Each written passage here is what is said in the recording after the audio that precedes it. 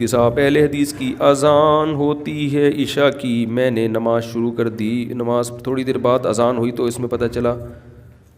تو دیکھو اہل حدیث کی اذان بھی صحیح وقت پہ ہی ہوتی ہے میرا خیال ہے، اس میں تو اہل حدیث کا اختلاف نہیں ہے کوئی. ہاں تو وہ جائز ہے، وہ بھی اذان عشاء کے وقت میں ہی ہوتی ہے، نماز ہو جائے گی آپ.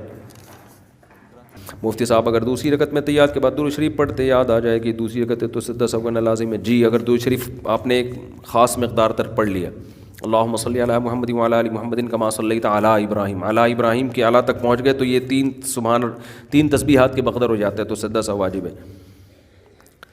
لیکن سنتوں میں جو سنت غیر موقدہ اور نوافل میں اگر درود شریف کے بعد آپ التحیات کے بعد آپ درود شریف بھی پڑھ لیتے ہیں تو کوئی کچھ نہیں ہوگا. سنت موقدہ میں اور فرائض میں ہے یہ کہ 2 رکعت کے بعد اگر آپ نے التحیات کے بعد درود شریف پڑھ لیا تو سجدہ سہو واجب ہوگا. سنت موقدہ میں، فرائض میں اور وتر میں 2 سجدے نا. علی ابراہیم میں اعلیٰ تک. جی مولانا